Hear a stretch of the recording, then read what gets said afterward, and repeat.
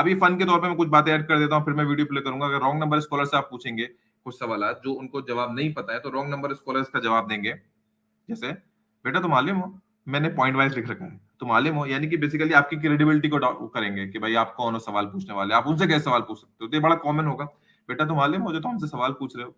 दूसरा ये होगा, आपको अरबी आती है? नहीं, अरबी नहीं आती तो आप कैसे सवाल पूछ सकते हैं? तो ये बड़ा कॉमन है, ये भी मैंने इसमें डाला है। पॉइंट नंबर 3 यानी कि सवाल नंबर 3 ये जो आपको काउंटर करते हैं रॉन्ग नंबर स्कॉलर, वो कहेंगे बेटा आप बहुत अभी बच्चे हो, आपको अरबी भी नहीं आती, आलिम भी नहीं हो, कुरान पढ़ने के लिए 15 उलूम चाहिए, कोई कहता है 16, पता नहीं कितने उलूम चाहिए, तब जाके आप उसको समझ पाओगे। ये एक बहाना आता है रॉन्ग नंबर स्कॉलर की तरफ से। चौथे नंबर का बहाना आता है कि अरे बेटा आप सवाल कर रहे हो हमसे, लोग अपनी जिंदगी लगा देते हैं 10-10, 15-15 साल कुरान को समझने के लिए, तुम इतने उनसे भी बड़े हो गए, तुमने इतना सीख लिया कि तुम उनको ही सवाल करोगे। तो ये रॉन्ग नंबर स्कॉलर की पहचान है। और पहचान बताते हैं, अगर रॉन्ग नंबर स्कॉलर सवाल किया जाता है तो आपसे पूछेंगे, अच्छा आपको बड़े गुस्से में देखेंगे, बोलेंगे नमाजें पाबंदी से हो रही हैं, नमाजें हो रही हैं, अब फर्ज की फिक्र नहीं है, इन सब चीजों की फिक्र है, मसले मसाइल में पढ़ते रहिए।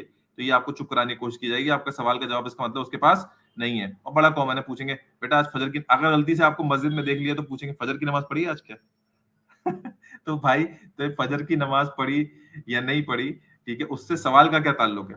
नमाज की पाबंदी बिल्कुल करनी चाहिए, लेकिन मैं रॉन्ग नंबर स्कॉलर्स की ट्रेड बता रहा हूँ आपको। आपसे कोई इस तरह से बात करता है तो मान जाए कि उसको आता था, कुछ नहीं है, आपको सिर्फ वो काउंटर करना चाह रहा है, आपकी क्रेडिबिलिटी जीरो करना चाह रहा है, आपको जलील करना चाह रहा है, ठीक है।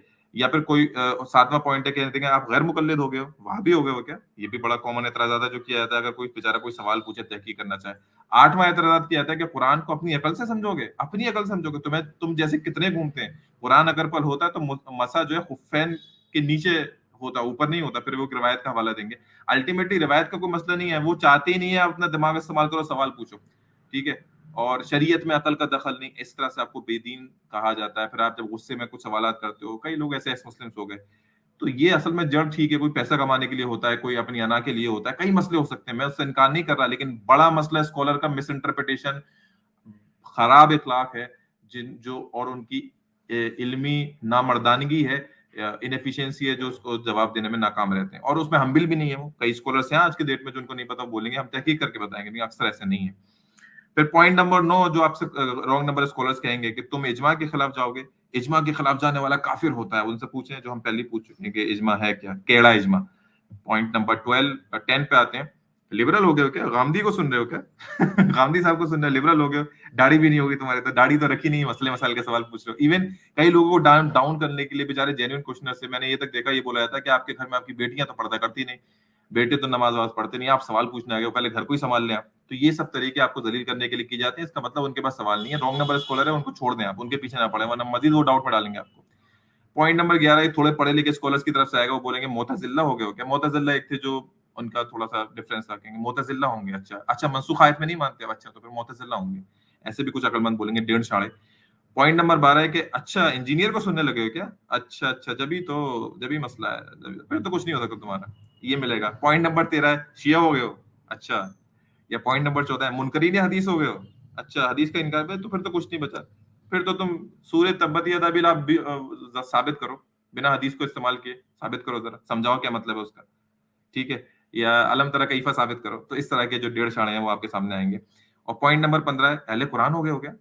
एक ही बात है। पॉइंट नंबर 16 है रॉन्ग नंबर स्कॉलर जो आपसे बोलेंगे, अच्छा अच्छा बहुत हदीस की बातें कर रहे हो, हदीस की जरा किस्में बताना, कौन कौन सी किस्में होती हैं? तो आपको टेस्ट करेंगे, जब तक कि आप कोई डेफिनेशन में रुक ना जाए, फिर आप खामोश हो जाएंगे। तो मैं कहीं से ये नहीं बोल रहा कि डिसरिस्पेक्ट करें, आपको अदब से ही बात करना है, इल्म अदब वाले लोगों से ही सीखा जाता है, अच्छाई के साथ, इसके अलावा इल्म किसी की मीरास नहीं है। तो लेकिन ये आपको काउंटर सवाल आएंगे, तो आपको अवेयर करा रहे हैं कि आपको हम टूल्स दे रहे हैं उनसे सवाल पूछने के लिए, और उनके जो नॉर्मल यूज टूल्स हैं वो बता रहे हैं। पॉइंट नंबर 17, अच्छा लॉजिक से ईमान साबित करोगे, फरिश्तों को लॉजिक साबित करो जरा, अकल से लगाओगे, लॉजिक लगाओगे, हैं लॉजिक से जरा फरिश्तों को साबित करो, आखिरत को साबित करो जरा। तो इस तरह के सवाल करके आपको डाउन करेंगे वो। और एक और दो और बोल देता हूँ मजे के लिए, थोड़ा फन हो जाए। पॉइंट नंबर 18, लगता है जिन्नात का असर हो गया, यानी कुछ गांव में भी होता है, कुछ सवाल पूछने लगेंगे, ये तो कुछ और करने लगा, इसको जिन्नों का असर हो गया, ऐसा भी सुनने में आता है। पॉइंट नंबर 19 है बेटा लड़कियों से अगर लड़कियां सवाल पूछती, बेटा पर्दा तो करती नहीं हो तुम, तुम्हें ख्याल तो है नहीं, बाकी बस बातें बनवा लो, सवाल पूछवा लो, आलिमा बनवा लो। पॉइंट नंबर 20 है लग रहा है बेटा नया दीन ले आए हो, अब तो दीन की हर बात का इनकार कर देना, ठीक है, और तुम यही करोगे दुकान वाले वक्त में, फिर एक दिन तुम एक्स मुस्लिम बन जाओगे। मतलब उसके बेचारे के दिमाग में भी कुछ नहीं होगा कि भाई काय का वो सवाल पूछ रहा है, जानना चाह रहा है, लेकिन कोई जवाब नहीं इस तरह से डाउन किया जाएगा। आखिर में एक दो और लेते हैं। पॉइंट नंबर 21, ज्यादा डीप में जाओगे ना तो भटक जाओगे, डीप में मत जाया करो। अपना वही नमाज रोजा मोटी मोटी बात ही कर लो, आदमी वही कर ले पहले, आदमी यही कर ले, तो ये सब डिटेल में कैसे जाएगा? तो ज्यादा डीप में मत जाओ, कंफ्यूज हो जाओगे, चक्करों में मत पड़ो। Point number 21। पॉइंट नंबर 22 है कि कुरान और हदीस को अगर बिना आलिम के पढ़ोगे तो गुमराह तो होना ही है तुम्हें। तुम अपनी अकल से कैसे पढ़ लोगे? वो आलिम साहब बताएंगे, उन्होंने झक मारी हुई है ना 20 साल वहां पे मदारिस में, तो वो बताएंगे, वो भी तुम्हें झक मारना सिखाएंगे। पॉइंट नंबर 23, तुम्हारा ईमान चला गया बेटा। तुमने ये सवाल पूछा कैसे? कई कई लोगों को इन्होंने कहते हैं ना ओसीडी करा दिया हमारे मोहल्ले के स्कॉलर्स ने। मतलब उसी ने कुछ सवाल आए, इश्कालात आए, उस बेचारे को बोले अरे तुम्हारा तो ईमान चला गया, तुम तो तौबा करो, गुस्ल करके आओ, तुम तो कलमा पढ़ो। इस तरह की बातें करते, तो ये सब की बातों में नहीं आना मेरे भाई।